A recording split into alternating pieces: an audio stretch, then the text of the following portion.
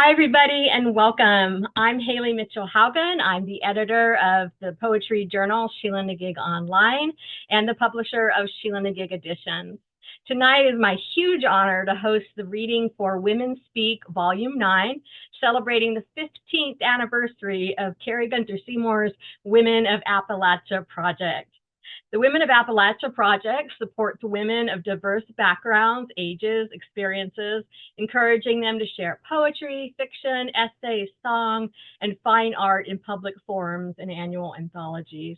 As Kari notes on the WAOP website, the Women of Appalachia project provides a space for Appalachian artists to share culture and experiences at arranged venues like this one and embrace issues of marginalization and stereotypes, creating a force unified and non-violently confrontational to show the whole woman behind superficial factors often used to judge her. And all of this is spearheaded by the amazing Kari Gunter-Seymour. Kari is our Poet Laureate of Ohio. Her poetry collections include the just recently released Dirt Songs from Eastover Press, Alone in the House of My Heart from Ohio University Swallow Press, winner of the 2023 Book of the Year Award for Narrative Poetry from the American Book Fest, and finalist for the National Indie Excellence Award.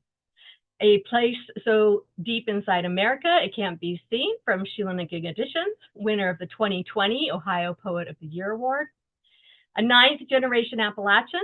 She is editor of I Thought I Heard a Cardinal Sing, Appalachian Voices, Ohio's Appalachian Voices, and which was winner of the 2023 Poetry Anthology Best Book Award from the American Book Fest, and was funded through the Academy of American Poets Fellowship Grant and the Andrew W. Mellon Foundation. Most importantly for us tonight, Kari is the executive director of the Women of Appalachia project and editor of its anthology series, Women Speak. I've had the honor of publishing 4 now of these, so very exciting. And now this big one celebrating the 15th anniversary is just amazing. Kari holds writing workshops for incarcerated teens and adults and women in recovery. She's a retired instructor in the E.W. Scripps School of Journalism at Ohio University, the founder and curator and host of Spoken and Heard, a seasonal performance series featuring poets, writers, and musicians from across the country. She was selected to serve as a 2022 Dodge Poetry Festival poet and is an artist in residence for the Writing the Land Project and Pillars of Prosperity Fellow for the Foundation for Appalachian Ohio. Her work has been featured in the New York Times, Verse Daily, World Literature, and on Poem a Day. And that's the short bio, people. That's the short version. So welcome our leader, Kari Gunter-Seymour. I don't think I dare say a word after all that. My goodness, Hayley, thank you. My goodness. I think the only other thing I want to say, and I'm going to get emotional tonight too, because Hayley and I are both emotional. This is a big one, 15 years. And truly, I mean this from the bottom of my heart when I say that success of this organization is based on the work of every single woman who does, has, or will someday take part, whether as a participant, a volunteer, a partner, or a supporter. We're a sisterhood, all for one, one for all, like the Musketeers, and we're working toward the same goal, to lift up Appalachia and showcase our beautiful land in all its glory. And we have no need for extreme acts or protest signs or marches, because our work speaks for itself. If you enjoy what you see tonight and hear tonight, you can catch us on March the 8th at the 47th Annual Appalachian Studies Association Conference at Western Carolina University in Colowee, North Carolina. And please stop by the Women of Appalachia Project and Sheila-Na-Gig table. We have things to give away, fancy little buttons and pins and bookmarks. And we may even have a book or two you never know that you want to buy. Will it be at the Rugby Living Victorian Village in Tennessee on March the 23rd, Berea College Loyal Jones Appalachian Center on April 6th, April 13th at Fairmont State University, May 4th at the Reese Museum at East Tennessee State University, and lastly at the Dairy Barn Arts Center in Athens, Ohio.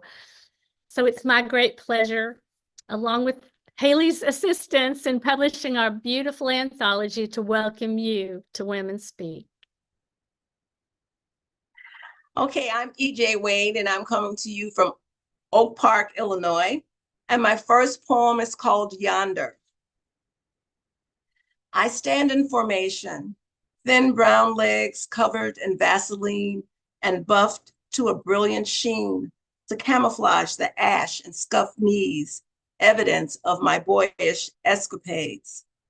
Bleached white ankle socks, edged in lace and ribbon, folded and tucked inside my patent leather Mary Janes, accentuate tender young ankles and slender feet, touched only by my mother's hands. She speaks in tongue, wrangling ancient memories from a time she lost her rock, her unwavering protector. She speaks of movement, traveling from place to place, house to house, but never of home. Staying long enough not to wear out her welcome or the unwelcomed hands of benefactors expecting payment for the time spent there. Rode up too fast, they whispered to anyone who will listen. Riding on the wind, the loss of virtue precedes her next destination. With eyes to the sky, she is envious of the congregation of blackbirds, aligned in formation, heading for the great unknown. My second poem is called Seasonal Fruit. Taking root in the undergrowth, aged oaks, anchored and unbending, stand stalwart and merciless, beneath the weight of bodies noosed, hanging like seasonal fruit. Gathered round the hangman's tree, racial injustice scorns the song of the mockingbird. Picnickers robed in white, legendary hoods and slitted masks, roast the sun-kissed bodies of men and women taken from their ancestral lands by force. Strange is the hatred and fear that fuels the need to understand superiority in the oppression, lynching, desecration, demarcation of bodies that do not resemble their own. Thank you.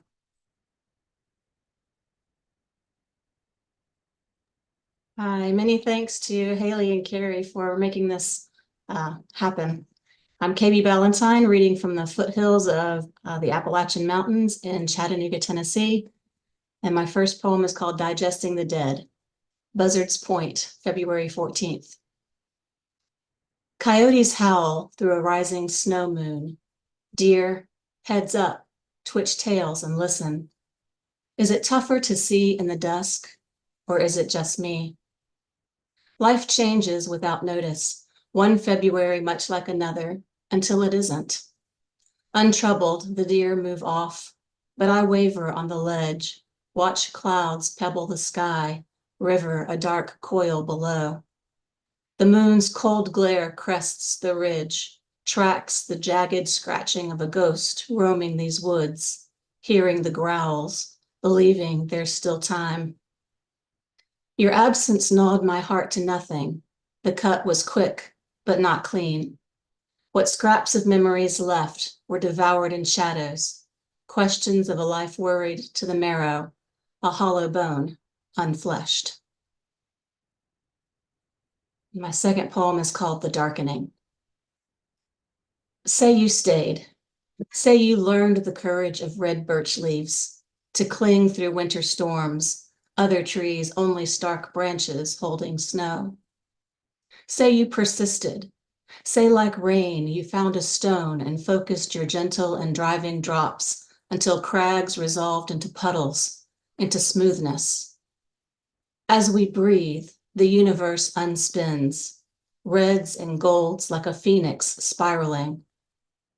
The darkness of galaxies sing themselves past silence like mice, a song too piercing to bear. Say you had believed that as each star finishes long before its light, your love echoed through my skin and your story will go on, though you didn't stay, though you couldn't. Thank you.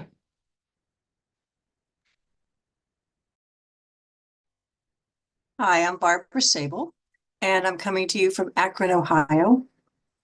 My poem is called Holding.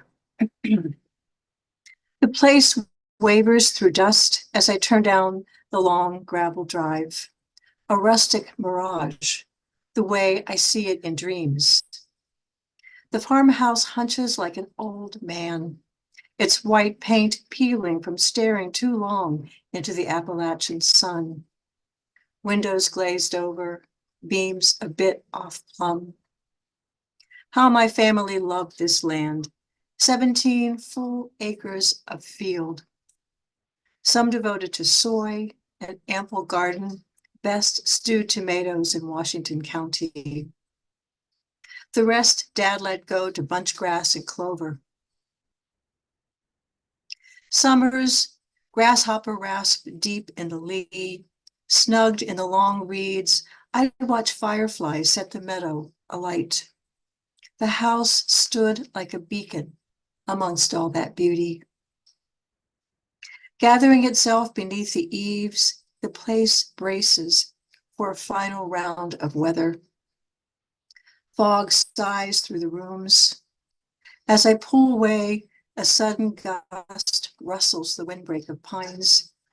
I feel its bite in my own old bones. Thank you.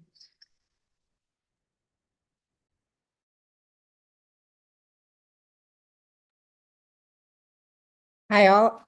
So nice to be here. My name is Bonnie Proudfoot, and I live in Athens, Ohio, and I'm going to read 2 poems tonight. The first one is called Holding On. We bought a crooked house on a rolling knob, a jagged diagonal slice of a partly wooded hilltop, hand-dug basement and screened-in porch, sloping floors, unsquare rooms, walls stuffed with faded newspapers, yesterday's weather, ads and squabbles. Slate slabs hauled from the creek once formed a path, now they sink and crumble. Outside is always in. Pebbles stick to boot treads and mud to pant knees, fingernails. Windows and doors can't be coaxed to close. Even new ones shift shape. Us too, our bodies tethered by twisted threads, the hills and valleys of us, all falling out of line and falling back into it, holding onto less each day. And thanks. The second one is called Lessons, was inspired by Ada Limon's poem from The Hurting Kind called The First Lesson. She placed the boneless breast between 2 pieces of wax paper, pounded it with the points of a meat mallet, squat flesh resisting as if alive, then meat beginning to spread, wider, longer, shape breaking down. This is how you soften it, she said. She wasn't afraid to use force. When her fingers curled and calcified, and she could no longer slap my cheek with a swift hand, she took a hairbrush to me for back talk, but I did not get softer, I got tough. And when a wildness came over my son, I remember pulling back my arm, then stopping. The world is already too tough. He needed to be tender to learn this for himself. Thank you.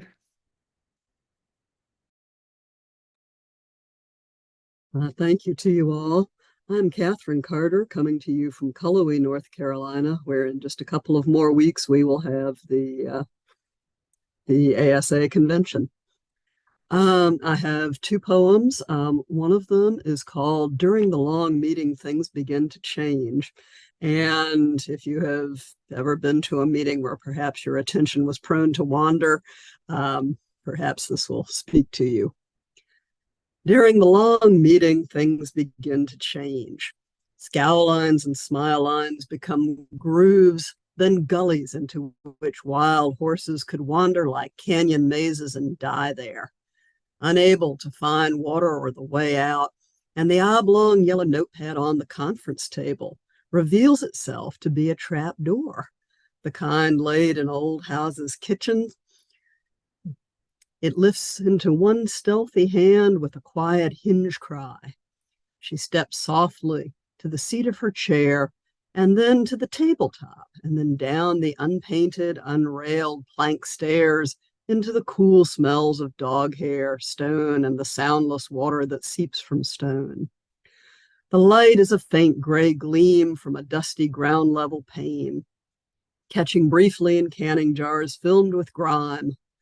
Startled by shift and creak, a brown wolf spider, palm-sized, pauses to stare, then flicks away at the renewed voice rumble overhead. In the twilight, she can see the foundations, the underpinnings of everything. The pillars bearing the ceiling joints were once small trees. Cut trunks sanded something like smooth, firmer than cement, shielded from weather and rot. 100 years and more, they have held up what's overhead, and now, steady and hard, they hold even more. The budget on the table, the hissing heating ducts, the freight and weight of administrative hierarchy, the oblivious committee setting deadlines, earnestly debating dates, while underground, she stoops to the lime-washed floor to take up a round gold rutabaga, still unshriveled, which someone before her must have left or forgotten here.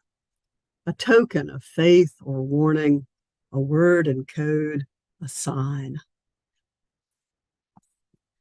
The second one is called Until the Cows Come Home. And I've always been very fond of that expression. So this is a Cows Come Home poem. I have been waiting a decade and more, standing out in this now autumn pasture. Same lightning-struck sassafras standing warped and riven afternoon after morning, winter after fall, same tawny broom sedge feathering seed puffs into the wind, straining for the distant clank of cowbells. As evening lengthens, I tell myself the splotched shadow under the far pine is a Holstein, black paint splash over dingy flanks. That clump of broom sedge is a fawn Jersey, dropping her wide ears to pull fescue, and that burnt stump is a black Angus calf, irritably switching his tail, and that although they don't want me to know, they are all ambling peaceably toward me and toward the barn beyond, though the east end of its roof has fallen in, and no clover or alfalfa has sweetened its rotting loft all the years I've stood here waiting. Surely I see them now. I can wait forever for cows, as they waited once for their lowing calves to be returned from the heavy trucks. I can see anything, believe anything, except that what will never come again will, in fact, never come again. That Buttercup and Bossy and Bess are long gone to feedlot and slaughterhouse, conveyor belt and hammer stroke, that neither you nor those cows is ever coming home. Thank you so much.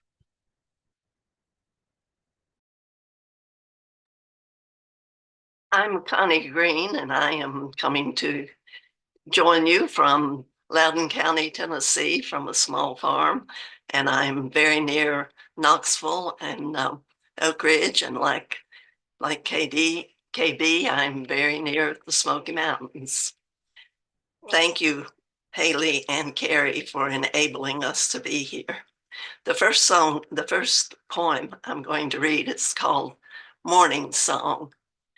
I will rise as the eastern sky shows day's first pink stain, and I will step outdoors and be glad for another day on this tiny planet hurtling through space, and I will try to remember how luck has brought me here from the billions of unborn souls, innumerable sperm and egg unjoined, the unimaginable odds that created you and me, how the void we move toward day after day is no worse than the void we once inhabited, and I will note the trees filled with green leaves, or a patchwork in fall, or winter's forsaken bare limbs reaching for the sky.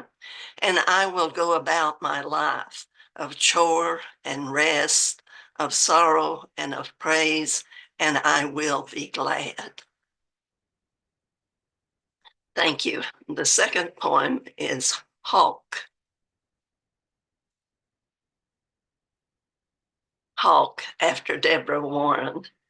Air is his occupation, and the hawk rides thermals like a trapeze artist, swinging from handhold to handhold, the sun his only companion, the sun and an occasional crow tormenting him away from a nest of hatchlings. I've watched the hawk on a summer afternoon, flash of red beneath his tail as he banks, his flight pure joy, making of the day what can be made of light and buoyancy. As for me, my habitat is earth, feet firmly planted, gravity my rule. But the imagination, where we all live, learns its own aerobatics, knows flight, the joy of hawk and of crow, how all can soar and yet find a place on a sheet of paper, a home in a poem, taking flight across the page. Thank you.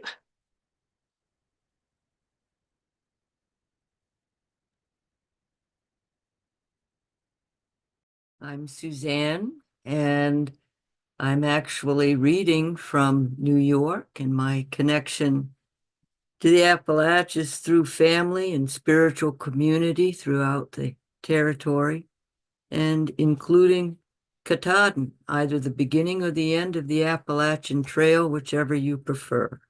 I'll read 2 poems. When the elephant in the room stops singing.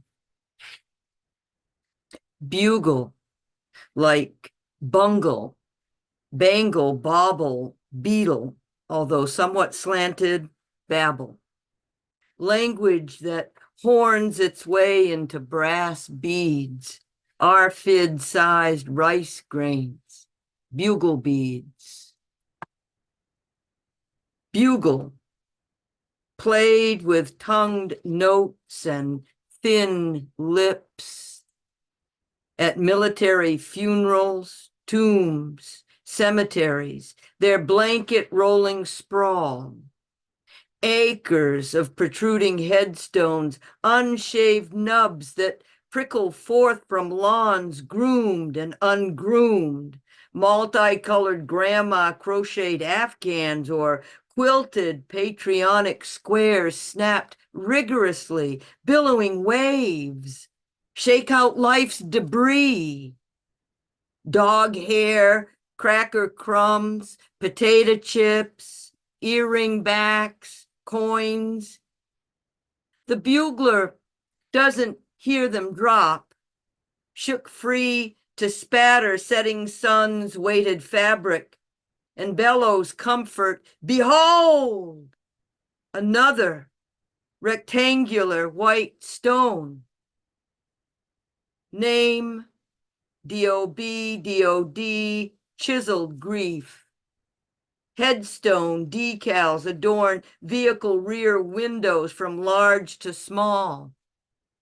So far, our reaching out to be free, our souls exalting faults repent, so far is a bone of stereotypical contention.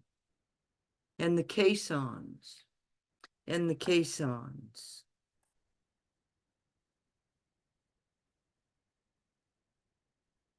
Ridge runner. Bent at the waist, she throws her wolf mane to the earth and backs out of restraints. She'll slip from collar, snap her chain, combust into elongated lopes, streak across sky world in greens and fuchsia. Fierce and striding stubbornness, no more open heart to those who seek to eat it.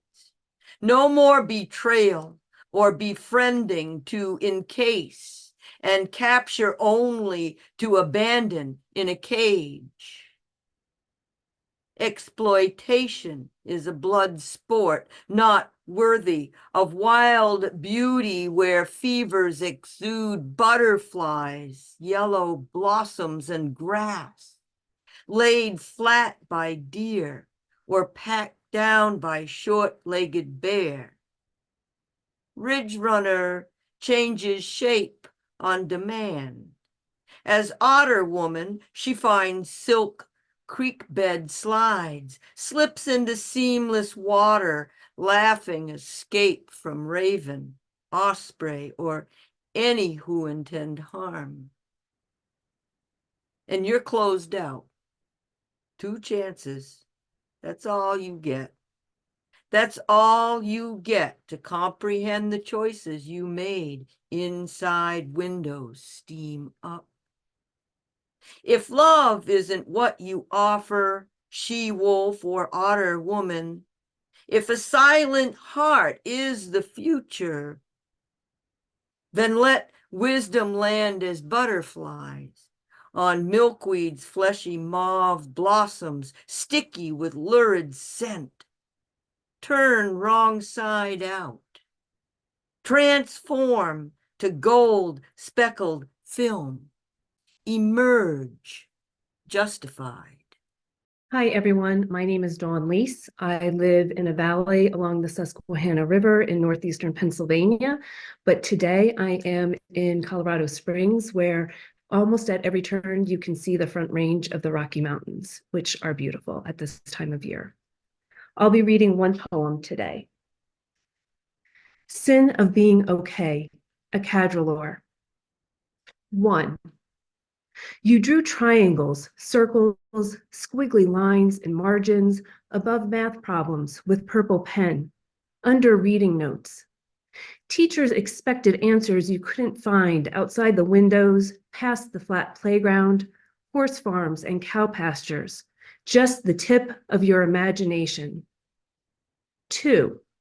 He dreams in tie-dye, each bright yellow flowing into pink, green, blue, orange. He sees dream you before real you. Teased hair, rugby shirt, 3 sizes too big. Real you rarely smiles, worry lines setting into forehead. But his voice reaches you, unfolds your mouth. 3. How you describe the color of water. Blueberry, shallow as your grandmother's eyes, violet like your cousin's middle name, blue as a marble skittering across terrazzo in midsummer sun, muted trumpet in a city club, your favorite pair of Levi's decades old, a lover's voice saying sorry for the first time. 4. Define Sanuki. Sin of Being Okay, collage of photos with faded edges, lying naked in the woods, watercolored sky, a gold star for breaking the rules, crying during sex, a dream that can't be let go, a period with hot flashes, underwater sounds of an abandoned ocean. 5. From an early age, you learned to be small, could fit in a jack-in-the-box at the slightest raised voice, even brief eye contact, embarrassing hair out of place. Each person cranked, 1 click, 2 clicks, 3. The tighter the turn, the tinier you became, until the pop splintered your life. Thank you, everyone. My name is Erin Reid, and I am reading from Kingsport, Tennessee, and I'm going to read a short fiction. The Ways They Go.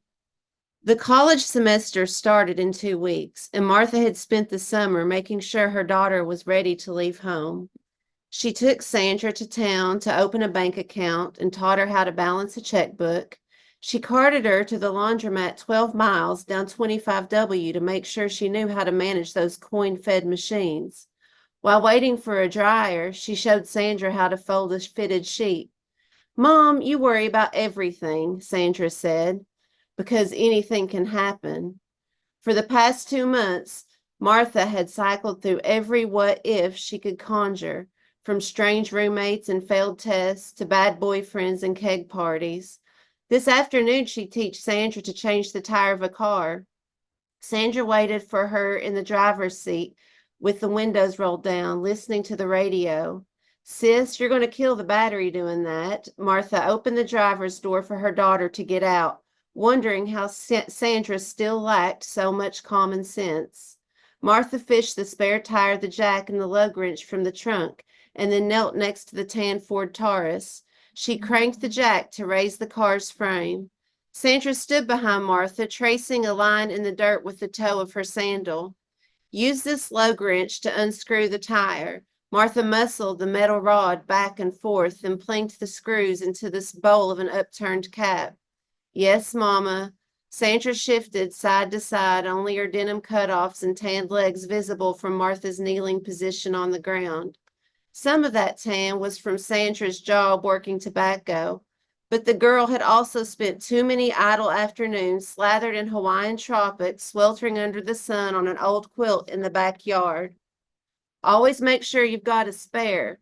Martha thumped the tire with her fist. "And remember, you can't drive too far or too fast on it." A car barreled up the drive, Nirvana blaring from the windows. "It's Gina." Sandra waved at her friend. A teenage blonde poked her head from the gravel-dusted Camaro. "Want to go to the spillway, Sandra?" Sandra cocked her head towards Martha, eyes pleading. Martha sighed. "Go ahead." Both girls whooped, and Sandra grabbed her two-piece and a towel from the clothesline. Martha wiped the grease and sweat from her hands onto the hips of her denim Bermuda shorts. "You girls be careful," she hollered well after the car was out of earshot. From the top of the hill, Martha could see Gina's red Camaro turn right onto the highway. Exhaust plumed from the tailpipe, and Martha's ribs tightened. She wasn't ready to let Sandra go yet. Maybe Sandra wasn't ready to go. By instinct, Martha turned toward her thinking spot. She hiked to the edge of the woods just above the church where the oaks and tulip poplars opened to a field of tall fescue and chigger weeds. Martha sat on a scrubby patch of grass. The hillside swelled with the sugary scent of honeysuckle vine that wove along a barbed wire fence. In the distance, 18-wheelers rumbled down I-75, 90 miles up the road. That's how far away Sandra would be at college. Martha had bought a map of Lexington. In the blue-gray stillness of the early morning, coffee percolating on the stovetop, she studied it by lamplight at the kitchen table. She traced her finger along routes through campus. Sandra would be a college graduate with letters behind her name. Martha considered her own pedigree. Pregnant 4 times, mother of 3, wife, loyal friend, best chow-chow canner in Wicker's Bend, Sunday school teacher, occasional doubter of doctrine, handyman and snake killer when Raymond took a double shift. Years ago, she'd watched I-75 being built from this spot. First, the road crews leveled dirt. They dug and dug for a solid year. Martha heard they'd found chunks of old pottery, the frame of a Model T, and even human bones. After those road crews had leveled the ground, they molded concrete foot by foot until the gray pavement stretched from Michigan to Miami. The construction lasted a decade, and Martha watched each step, waiting for that wide interstate out of town, not a single hairpin curve in sight to be built. She wondered if Sandra, her light brown head bobbing up and down in Laurel Lake, even realized the good years those men poured into the fill of the highway that would carry her to college. Martha wondered if those men ever wanted some of those years back. Thank you. Wendy McVicker. Thank you, Kari and Hayley, for this opportunity, and thank you all for your amazing words. I'm here in Athens County, Ohio, and I have a poem to share called I, Us. They are like paper dolls, these girls from 1961, swinging arm in arm along a cobbled street, scissor-sharp bodies and slicing glances, their pointed toes aimed straight at the camera.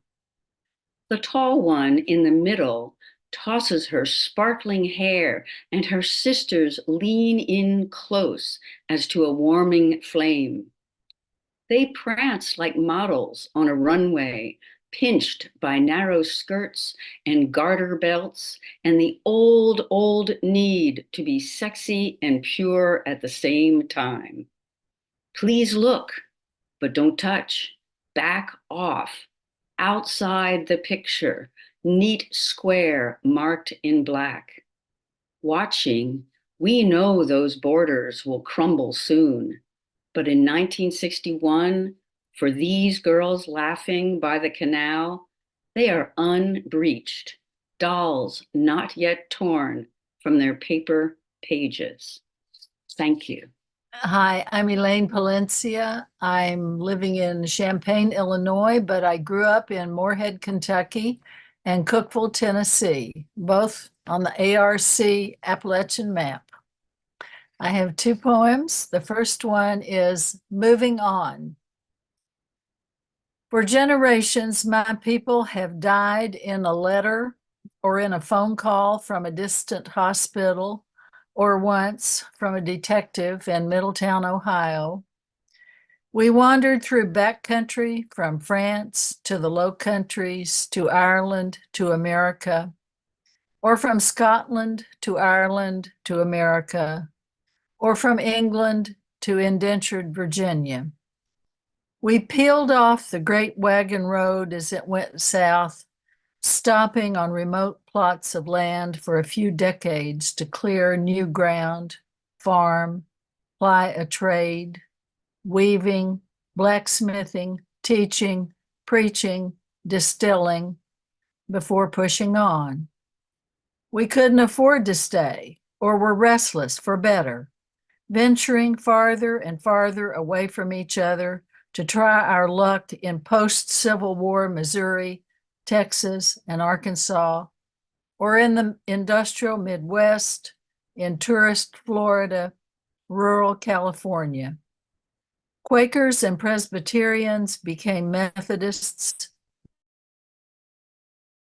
and Holy Rollers, suspicious of the new, yet compelled to seek the edges of our known world, permanent immigrants in a country where we have never felt quite at home, but which has given us enduring memories of having once belonged in a place where we could wear our own faces.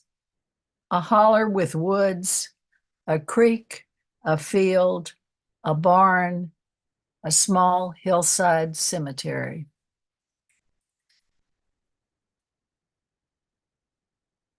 Thank you. And my second poem is Her Work. She rocked side to side on arthritic bow legs, her wide hips in buttermilk-smelling wash dresses, cutting a swath through the workday of milking, canning, freezing, cooking, mending, washing, caring for the daughter who forgot how to walk, yoked with an aging husband who also knew only work, her knobbed hands cuffing biscuits into shape before dawn and chording hymns on the old upright after dark. She came from people who couldn't show affection. After all, it was unseemly and forward.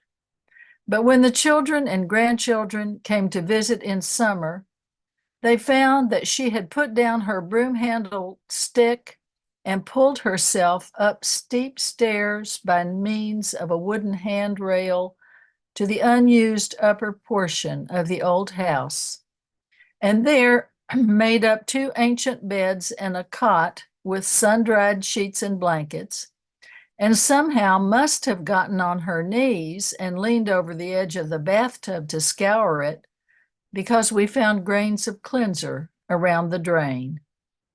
From the newly washed window on the landing, we could look out over the whole 30 acres, the barn, chicken coop, and fields we saw twice a year, then once, then now in memory. Thank you. Hi, I'm Jennifer Schomburg Kanke, and I'm coming to you tonight from Tallahassee, Florida. But I lived for nearly 20 years in Athens, Ohio, and my family's from Sauter County in Ohio. And before that, Western North Carolina. So this is called They'd Arrest You for That Now, 1936. Triumph or disaster the same to them, something to do in the season after the haying was done but before the seeds were put in. LZ, the driver, would let them all tie their wood sleds to the back of his bumper. He flung the wild boys from one side of the street to the other. Grins on their faces and snow in their boots as the onlookers hooted and hollered. They were tow-headed kings of Main Street, adrenaline junkies, nothing to lose but an afternoon and their lives, which they thought a fair trade for a moment of stardom, a flash of bright steel as they flew through the town. But at the front of the bus, there was one girl who paid them no mind. She sat talking at length to the boy from the county home. No parents, no future, past, forgotten.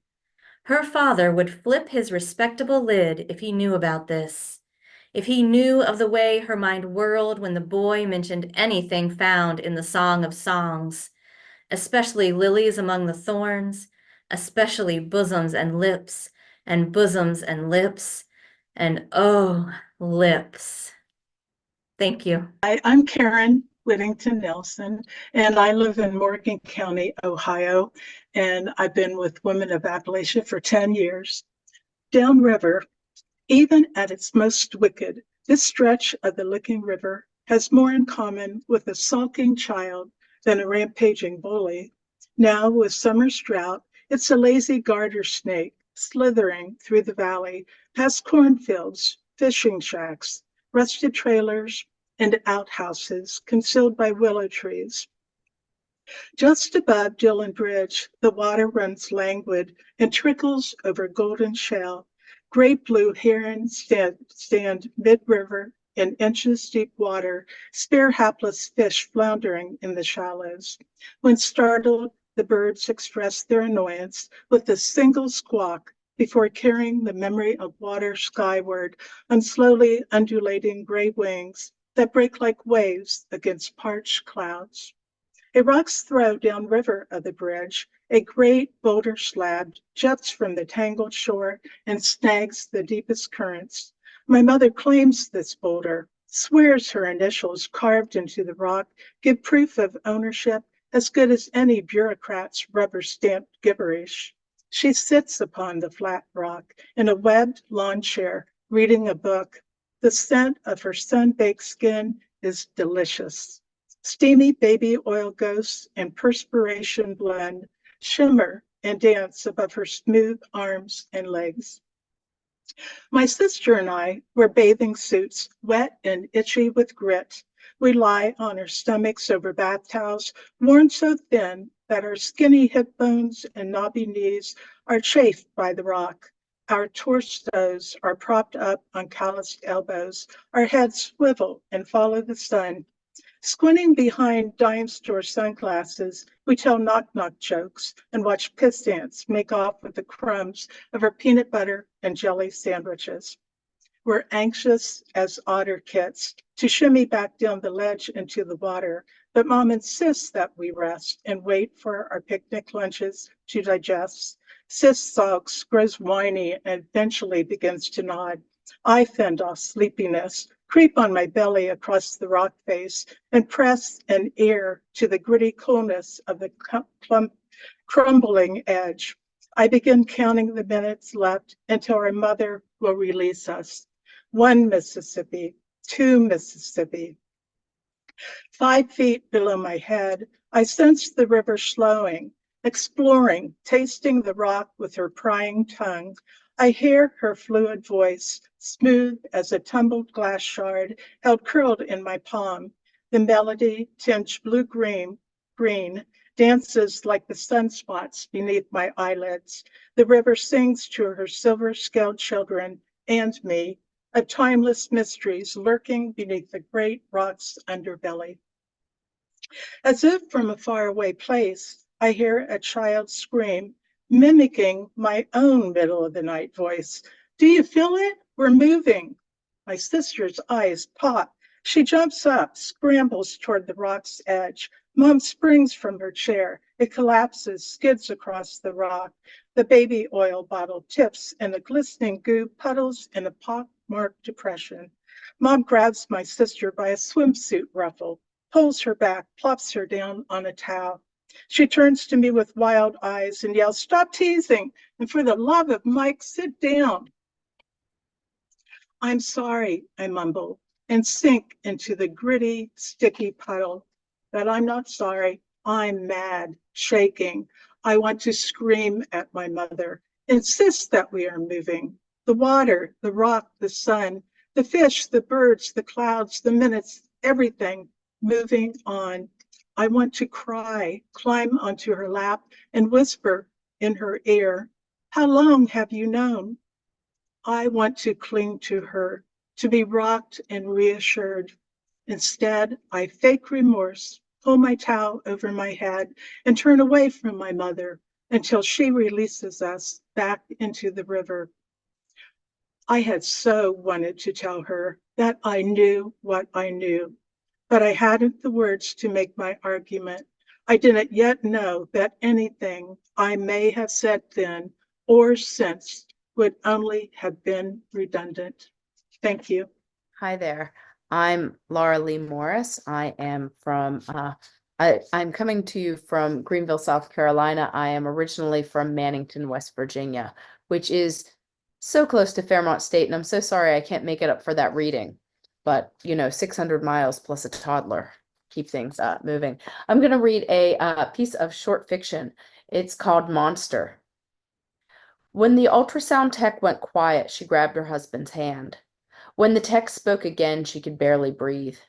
She could only shake her head when they asked if she wanted to know the baby's sex. By the time the obstetrician entered the room, she was convinced the baby would die. So when he said, "The baby has some concerning growths," she said, "Thank God," even though she didn't know how concerned she should be. The doctor and tech both kept their faces neutral as images flashed on the screen. As you can see, the baby's body looks healthy. The organs are developing on schedule. The legs and arms are measuring just where we want them at 20 weeks. All good news. His voice grew softer when he said, "There are a couple of abnormalities you need to be aware of." He switched to a facial view of her baby. He pointed to the skull. As you can see, there are a number of bony protrusions. He ran the cursor over lumps on the baby's head. "The interior of the skull looks perfect," he said, "and the baby's brain appears to be developing normally. The exterior of the skull is what gives us pause." Her husband gave her hand a reassuring squeeze, but the knot in her stomach wouldn't let loose. She'd been dreaming of this moment for weeks, planning to share the ultrasound pictures in her announcement. Her friend had photoshopped a pink baby bow on top of the baby's head and hers, but she couldn't send this. Surprise, we're having a potato. The buildup of bone is especially dense here and here. He highlighted 2 spots on either side of the baby's forehead. Now it had horns. Surprise, we're having a water buffalo. He opened another image, but she couldn't decipher what they were looking at. "Here's another area you should be aware of," he said. She noticed how neutral he kept his language, how he seemed to be trying not to frighten them. It was clearly working on her husband, who smiled and nodded, anxious to please. The doctor pointed to something that looked like a snake. "We call this a vestigial tail. Normally it disappears around the 8th week of gestation, becoming a coccyx, but it looks like your baby might be born with it." He turned to them. "Now, a vestigial tail is rare but not unheard of, and after the baby's born, as long as it doesn't contain any spinal tissue, we can remove it with a quick surgery. Still, your baby's tail is longer than any I've seen before. So you've dealt with this, her husband asked, like baby tails were common conversation. Ever since 2 lines had appeared on the stick, she'd been picking out nursery furniture, planning colors, buying clothes. No way those cute onesies had room for a tail. The tiny hats would have no space for horns. Surprise, we're having a freak. No. The doctor drew the word out, rubbed his chin. I've read about it. Not good enough, she wanted to say, but couldn't. The bony protrusions along the tail tell me there's something we're not seeing, something we don't know yet. The doctor was measuring his words. Her husband kept nodding. She bit her lip. Hard. Tasted blood. I'm sending you to a specialist, a doctor who can get the answers we need. The doctor leaned forward, touched the back of her hand. She flinched. Mother to a beast. I won't tell you not to worry, but don't worry too much. We don't know anything yet. For all we know, your baby could have a bumpy head and a little scar on their backside. Surprise, only half a monster. Her husband prattled on while she dressed, but she heard nothing. He held his phone toward her, said, I've already found 3 support groups. She turned away, wanted to slap the phone from his hand. He kept talking as she followed him down the elevator to the car, that false cheer in his voice, the tone he used in his first-grade classroom. Once they were buckled in, he turned to her. Don't you have anything to say? Since the test had come up positive, she'd been picturing this baby. His blonde hair, her blue eyes, rosebud lips, a baby made for Gerber commercials. Anything at all? Her husband asked. She shook her head. Her baby, with horns, a tail, surprise, a wildebeest. Her husband sighed, exited the lot. The only sound was the rumble of tires on the road, other cars' motors, occasional honks. The baby could be fine, he said. The silence dragged out. Then, a waver in his voice, he said, I'm scared too. She breathed deeper, felt their fear mingle. The car was filled with it. She cracked the window. He was biting his lip, his chin quivering on the verge of tears. The baby looks like a devil, she whispered. We could call him Beelzebub, Bub for short. That's not funny, she said, though it kinda was. Lucifer, call her Lucy, he said. She cracked a smile for the first time. Damien for a boy, he added, and put his hand on her stomach. She put her hand over his, pressed. Lilith for a girl. Thank you all very much. Hi, I'm Natalie Kimbell. I am on Lewis Chapel Mountain, which is in Sequatchie County, and I'm north of Chattanooga. That gives you some a perspective. I want to share with you one poem tonight. It's called To the Melody of Rain. The slow rush of rain brings my grandmother to sit with me on the porch to break pole beans.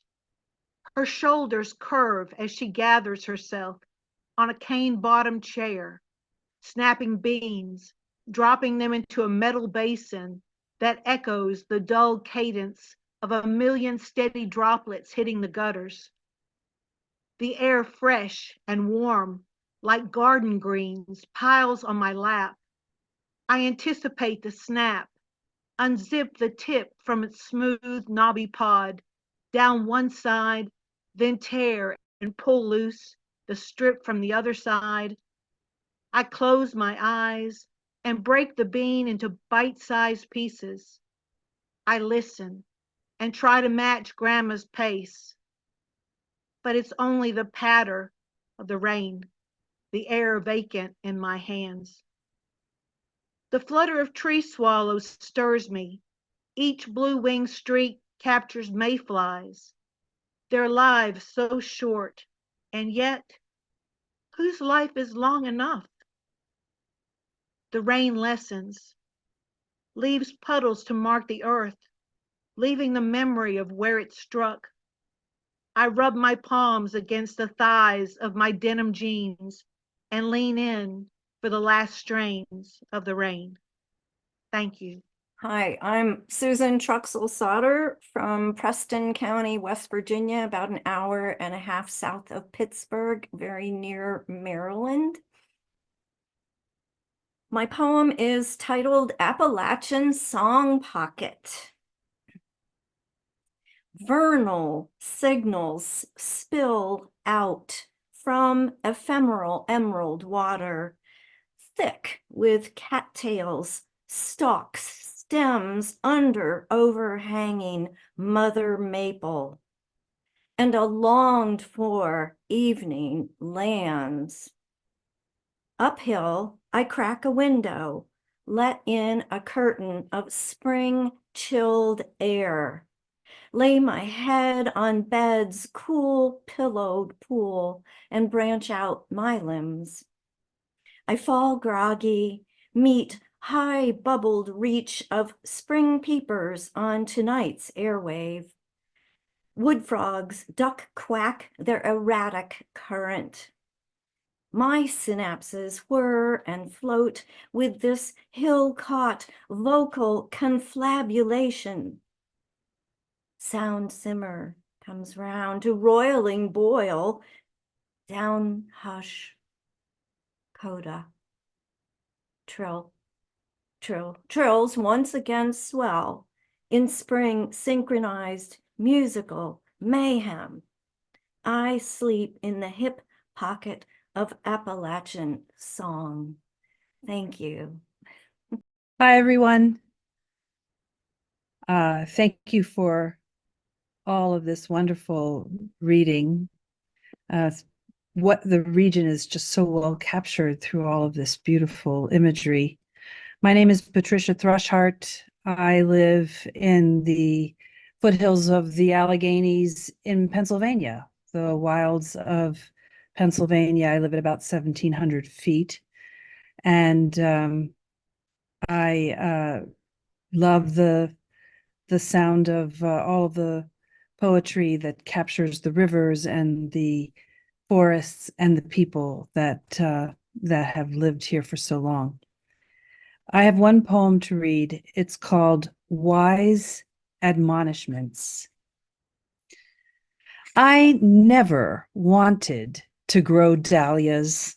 All that effort, digging them up before the hard frost, letting the clinging dirt dry, painting nicks with sulfur, packing tubers in cushioning moss. Oh, too fussy for this avant-garde gardener. Shouldn't plants scrape by if put in a decent enough place? But a friend gave me dahlias and a wise admonishment. Be ruthless.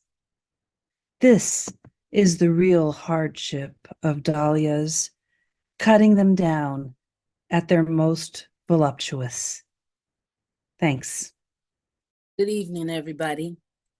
My name is Lynette Ford, and I'm reading from Columbus, Ohio, a few hours away from the western Pennsylvania hills and southeastern Ohio roads of my birth and childhood. I have two poems this evening. The first was for my mother. It's called Lost Treasure. She speaks with her eyes. Her word is fear. I respond with a polished lie. This will be okay. Then I offer her the only truth I can. I love you. A tear escapes, sparkles, a diamond clutched at the corner of her perception. The facets of her world cut smaller as she loses the treasure of herself. My second poem is called Because They're Wild. I let weeds grow because they're wild. They make no apology, offer no explanations.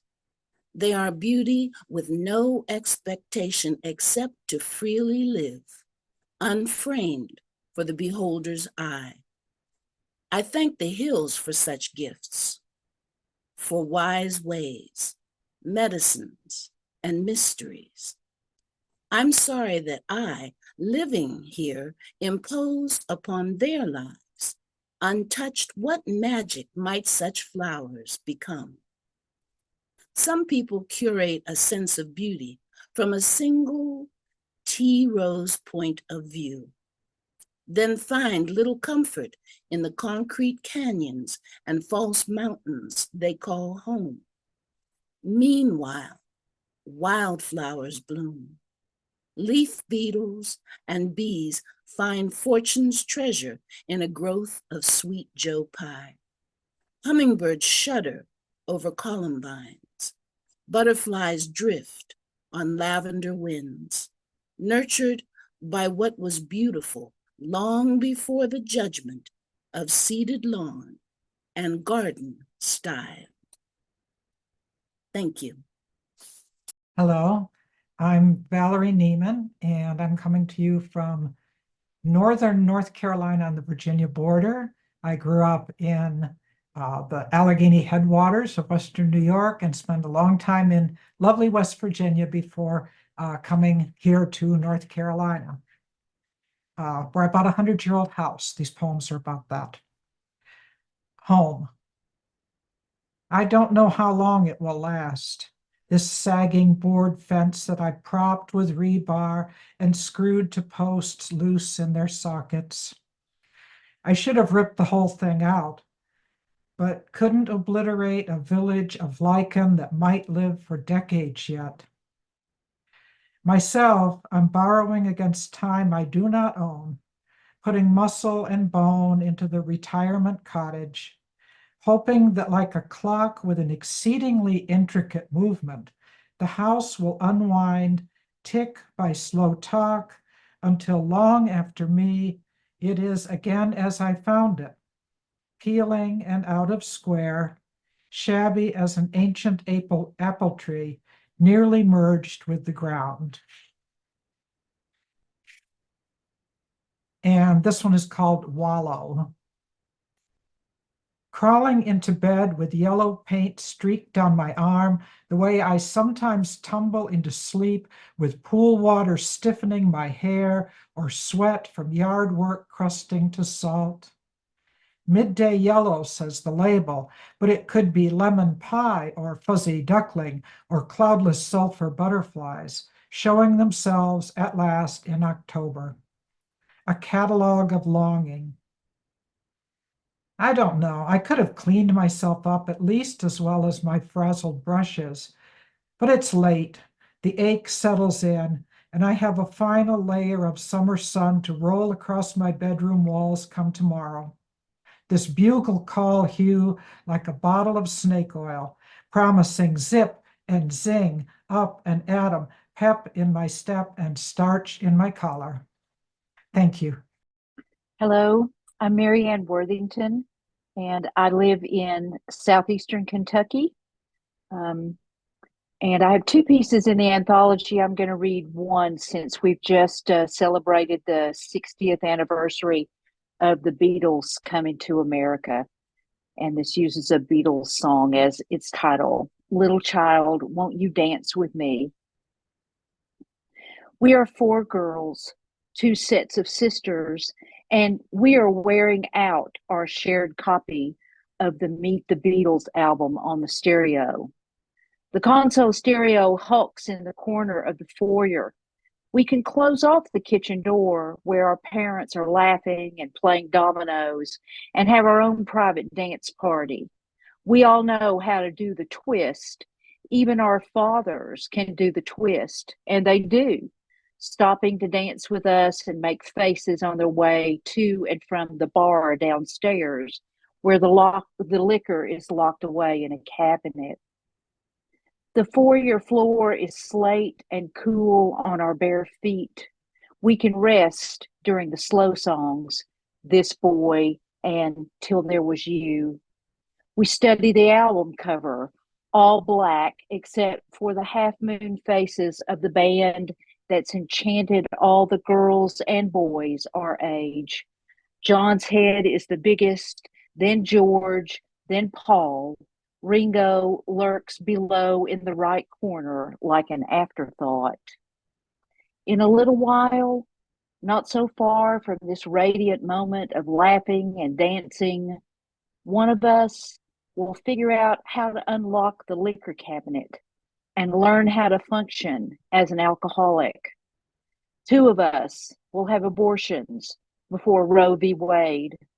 One of us will be diagnosed with a chronic illness that marks all of us with fatigue and worry. Our mothers will succumb to this very illness too. They will be in the hospital at the same time. They will die just days apart. One of us will have lung cancer that metastasizes to the liver and the brain. One of us will have open heart surgery. Three of us will be divorced. One of us will not have children. One of us will marry a Beatles scholar. And all of us will die long before the others are ready to let go. Thank you. Good evening, everyone. I'm Shei Sanchez in Athens, Ohio, and I'm so honored to be part of this wonderful group of women in readings, and I'm just almost in tears. I'm going to read two poems in the 15th anniversary edition, and the first is called A Maid Thing. Waist deep we were, in fescue and foxtail, in that fresh falling into something close enough to a maid thing called fire, that soft kindling stars are made of, a wild light, a flame in everything we touch. White and bur oaks swoon, American Colombo blossom. The lone cedar and wood thrush in the hollow did not feel such solitude anymore. The forest deepened her green for us that day, as if she knew how to fill a cup that burns for brightness. Okay. And the second and last poem is called Sunday Afternoon, Sitting by the Hawking. This family of mine lies cradled by sun and shadow, by crisp leaves above cool earth, their mouths moving masticated forbs and grasses in 4/4 time, sometimes in accidental unison, other times, like this moment, when I pretend my goats are maestros in canon, young phenoms chanting, row, row, row your boat, delighting their mum with the newest discovery of being children. The parent buried in me grips her heart, swallows back memories' cry. A vision of motherhood was swallowed long ago. Down that went into the whirlpool of expectations, illness, time. A decade of penitent rain and tender skies made up for them. These past 2 years, I have time traveled with my kids to the tail-ridden places of our home.